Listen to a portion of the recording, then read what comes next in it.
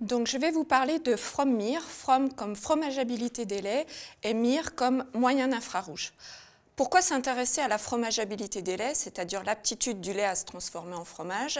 C'est pour, au niveau fromager, anticiper, adapter les paramètres technologiques, mieux piloter les fabrications, orienter les laits vers des destinations différentes et à terme produire des laits adaptés à leur finalité.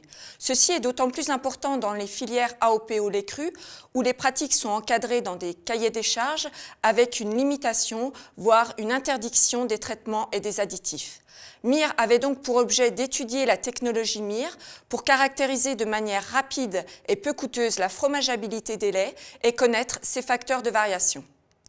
La fromageabilité, c'est une problématique de filière et représenté ici l'exemple en filière comté, notre terrain d'étude. Donc sont représentés les différents maillons de la filière avec l'importance relative des différents facteurs de variation.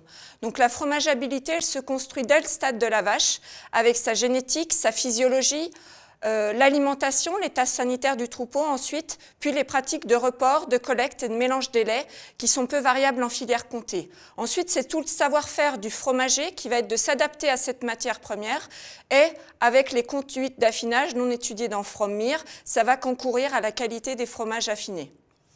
Donc, FromMIR avait pour objectif d'établir des équations d'estimation de la fromageabilité MIR à partir des données des spectres MIR et en les confrontant d'un point de vue statistique aux données d'analyse de référence que sont l'aptitude à la coagulation enzymatique et l'aptitude à l'égouttage physique, le rendement fromager.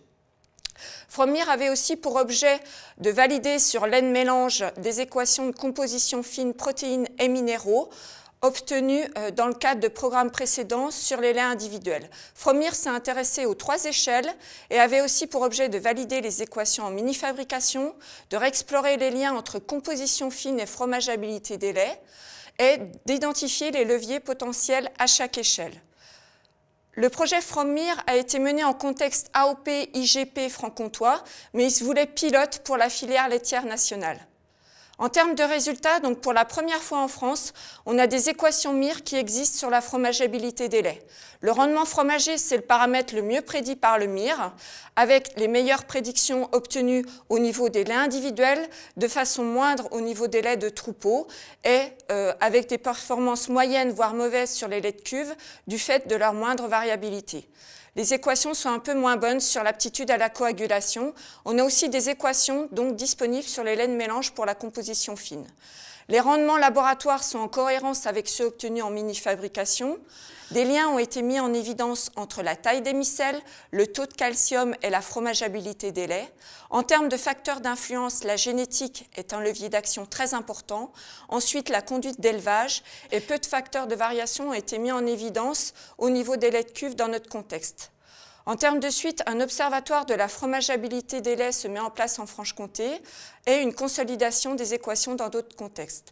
Pour en savoir plus sur le programme, vous pouvez aller sur les sites internet des partenaires et en particulier sur idel.fr et sur celui de Conseil Élevage 2590 où il y a la brochure de restitution du programme, une fiche technique et les 5 newsletters rédigés tout au long du projet.